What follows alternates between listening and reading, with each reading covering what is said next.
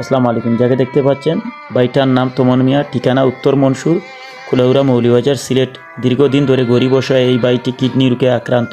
বর্তমানে উনার আর্থিক অবস্থা খুবই খারাপ। উনার দুটি কিডনি নষ্ট হয়ে গিয়েছে। উনার দুটি বাচ্চা মেয়ে আছে। বাইটির চিকিৎসার জন্য অনেক টাকার প্রয়োজন। তাই সমাজের সকল মানবতার ফেরিওয়ালাদেরকে এগিয়ে আসার জন্য বিনীতভাবে অনুরোধ করছি।